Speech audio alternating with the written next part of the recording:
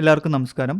നമ്മുടെ പുതിയ വീഡിയോയിലേക്ക് എല്ലാവർക്കും സ്വാഗതം. ഹൈക്കോടതി എക്സാമിൻ്റെ ഒബ്ജക്റ്റീവ് പേപ്പറിൽ 40 മാർക്ക് വരുന്ന GK ടോപ്പിക്സ് എങ്ങനെ സ്മാർട്ടായിട്ട് പഠിക്കാമെന്നാണ് ഈ ഒരു വീഡിയോയിൽ നമ്മൾ ബ്രീഫായിട്ട് ഡിസ്കസ് ചെയ്യുന്നത്. POQ അനാലിസിസിലൂടെ പ്രധാനമായിട്ടും ഏതൊക്കെ ടോപ്പിക്സിലാണ് ചോദ്യങ്ങൾ വരുന്നത് അല്ലെങ്കിൽ വരാൻ സാധ്യതയുള്ളത് എന്നൊക്കെയാണ് നമ്മൾ ഈ ഒരു വീഡിയോയിൽ സജസ്റ്റ് ചെയ്യുന്നത്. സോ വീഡിയോയിലേക്ക് കടക്കുന്നതിന് മുമ്പ് നമ്മുടെ പെയ്ഡ് ഡിസ്ക്രിപ്റ്റീവ് ബാച്ചിൻ്റെ ഡീറ്റെയിൽസ് ഇവിടെ കൊടുത്തിട്ടുണ്ട്. ഹൈക്കോടതി എക്സാമിന് ലോങ് ടേം പ്രിപ്പറേഷൻ ആവശ്യമായിട്ടുള്ള ഒരു മേഖലയാണ് ഡിസ്ക്രിപ്റ്റീവ് പേപ്പർ. അതുകൊണ്ടാണ് നോട്ടിഫിക്കേഷന് മുമ്പ് നമ്മൾ ഈ ഒരു ബാച്ച് സ്റ്റാർട്ട് ചെയ്തത്. സോ നിങ്ങൾക്ക് താല്പര്യമുണ്ടെങ്കിൽ വീഡിയോ ഡിസ്ക്രിപ്ഷനിൽ കൊടുത്തിട്ടുള്ള ടെലിഗ്രാം കോൺടാക്ട് നമ്പർ ടെലിഗ്രാമിൽ കോൺടാക്ട് ചെയ്യാവുന്നതാണ്. ഫ്രീ നോട്ട്സിലൂടെ ഒബ്ജക്റ്റീവ് ടോപ്പിക്സ് കവർ ചെയ്യാനായിട്ട് നമ്മൾ ഓൾറെഡി ഒരു ടെലിഗ്രാം ചാനൽ സ്റ്റാർട്ട് ചെയ്തിട്ടുണ്ട്. ആ ടെലിഗ്രാം ചാനൽ ലിങ്ക് വീഡിയോ ഡിസ്ക്രിപ്ഷനിൽ കൊടുത്തിട്ടുണ്ട്. എല്ലാവർക്കും ജോയിൻ ചെയ്യാവുന്നതാണ്.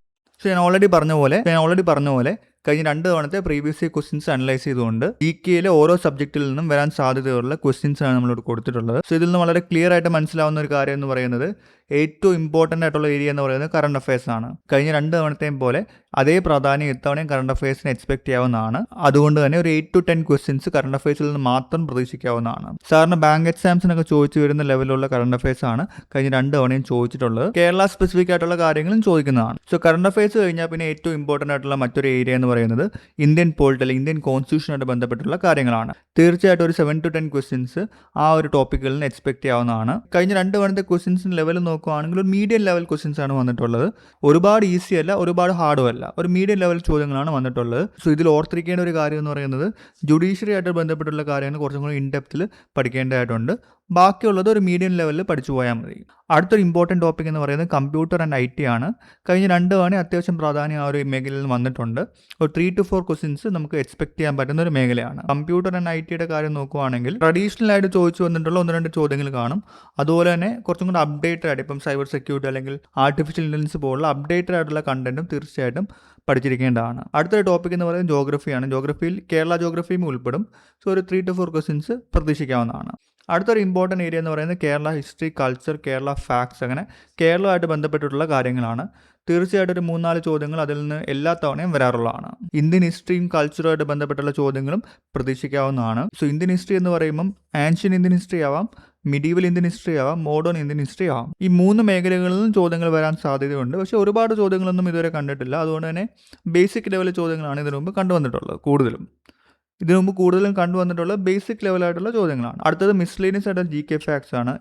അത് തീർച്ചയായിട്ടും ഇത്തവണയും ചോദിക്കാൻ സാധ്യതയുള്ള ഒരു പ്രധാനപ്പെട്ട ഏരിയ ആണ്. ഫാക്റ്റുകൾ എന്ന് പറയുമ്പോൾ പല രീതിയിലുള്ള ഫാക്റ്റുകളാവാം. അതായത് ഇപ്പം ഫസ്റ്റ് അച്ചീവ്മെൻറ്റ്സ് എന്ന രീതിയിലുള്ള ഫാക്ട്സ് വരാം. സോ മിസ്ലേനിയസ് GK ഫാക്ട്സ് എന്ന് പറയുമ്പം സ്റ്റാറ്റിക് ആയിട്ടുള്ള GK ഫാക്ട്സ് ആയിട്ടുള്ള പല രീതിയിലുള്ള ചോദ്യങ്ങൾ വരാം. GK കവർ ചെയ്യാൻ പറ്റുന്ന മെറ്റീരിയൽസ് ഏതൊക്കെയാണെന്നാണ്. ഇതിൽ ആദ്യം ഓർത്തിരിക്കുന്നത് കറണ്ട് അഫയേഴ്സ് ആണ്. കറണ്ട് അഫയേഴ്സ് എന്ന് പറയുന്നത് ഡൈനാമിക് ആയിട്ടുള്ള ഒരു പോർഷനാണ്. Daily current affairs, monthly current affairs, yearly current affairs എന്നൊക്കെ പറഞ്ഞ് ഒരുപാട് ഓൺലൈൻ മെറ്റീരിയൽസ് അവൈലബിൾ ആണ്. സോ അത് നിങ്ങളുടെ ഒരു പഠന രീതി അനുസരിച്ച് നിങ്ങൾക്ക് ഡിസൈഡ് ചെയ്യാവുന്നതാണ്. നോട്ടിഫിക്കേഷൻ വന്നതിന് ശേഷം പെയ്ഡ് റിവിഷൻ പാക്കേജിന്റെ ഭാഗമായിട്ട് സോ കറണ്ട് അഫയേഴ്സിന്റെ ഡീറ്റെയിൽ കവറേജ് നമ്മളും പ്രൊവൈഡ് ചെയ്യുന്നുണ്ട്. അത് പിന്നീട് നമ്മൾ അപ്ഡേറ്റ് ചെയ്യുന്നതാണ്. സോ കറണ്ട് അഫയേഴ്സിന്റെ കാര്യം കഴിഞ്ഞാൽ പിന്നെ അടുത്തത് നമ്മൾ ഓർത്തിരിക്കേണ്ടത് 2 രീതിയിലുള്ള അപ്രോച്ച് നിങ്ങൾക്ക് യൂസ് ചെയ്യാവുന്നതാണ്. നിങ്ങൾ ഒരു കേരള PSC ആസ്പിറന്റ് ആണെങ്കിൽ നിങ്ങളുടെ സ്ട്രാറ്റജി വളരെ ഈസിയാണ്. നിങ്ങൾ ഓൾറെഡി പഠിച്ചുകൊണ്ടിരിക്കുന്ന Kerala PSC degree level rank file ഏതാണോ ഈ കൊടുത്തിട്ടുള്ള ടോപ്പിക്സുകൾ നല്ല രീതിയിൽ റിവൈസ് ചെയ്യുക. സോ അങ്ങനെ ചെയ്യുമ്പോൾ പോളിറ്റിക്ക് ഒരു എക്സ്ട്രാ ഫോക്കസ് കൊടുക്കുക. അതിനുശേഷം റിവിഷൻ നോട്ട്സ് എന്ന രീതിയിൽ നോട്ടിഫിക്കേഷൻ വന്നതിന് ശേഷം നമ്മൾ ലോഞ്ച് ചെയ്യാൻ പോകുന്ന നമ്മുടെ റിവിഷൻ പാക്കേജോ അല്ലെങ്കിൽ മറ്റേതെങ്കിലും ഓപ്ഷൻസോ നിങ്ങൾക്ക് തീർച്ചയായിട്ടും കൺസിഡർ ചെയ്യാവുന്നതാണ്. PSC അല്ലാത്ത അല്ലെങ്കിൽ UPSC, SSC പോലുള്ള ആസ്പിറൻസ് ആണെങ്കിൽ നിങ്ങൾ ചെയ്യേണ്ട കാര്യം എന്ന് പറയുന്നത് ഈ പറയുന്ന ടോപ്പിക്സുകളിൽ നിങ്ങൾ ഓൾറെഡി പഠിച്ചുകൊണ്ടിരിക്കുന്ന മെറ്റീരിയൽ എന്തൊക്കെയാണോ ഉള്ളത് അത് ആദ്യം നല്ല രീതിയിൽ റിവൈസ് ചെയ്യുക. അതിനുശേഷം പോളിറ്റിക്കും അതുപോലെ തന്നെ കേരള ഫാക്ട്സിനും ഒരു എക്സ്ട്രാ ഫോക്കസ് കൊടുക്കുക.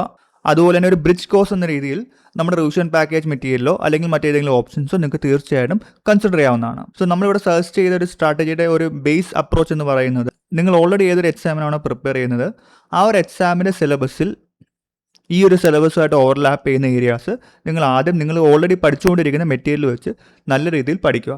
അതിനുശേഷം ബാക്കിയുള്ള എക്സ്ട്രാ ഏരിയാസ് കവർ ചെയ്യുന്നതാണ് ഒരു ബാലൻസ്ഡ് ആയിട്ടൊരു സ്മാർട്ട് അപ്രോച്ചിൻ്റെ ഭാഗമായിട്ട് നിങ്ങൾക്ക് ചെയ്യാൻ സാധിക്കുന്നത്. സോ നിങ്ങൾക്ക് ഈ ഒരു വീഡിയോ യൂസ്ഫുൾ ആയെന്ന് കരുതുന്നു. യൂസ്ഫുൾ ആയിട്ടുണ്ടെങ്കിൽ തീർച്ചയായിട്ടും ലൈക്ക് ചെയ്യുക, ഷെയർ ചെയ്യുക, സബ്സ്ക്രൈബ് ചെയ്യുക. Thank you.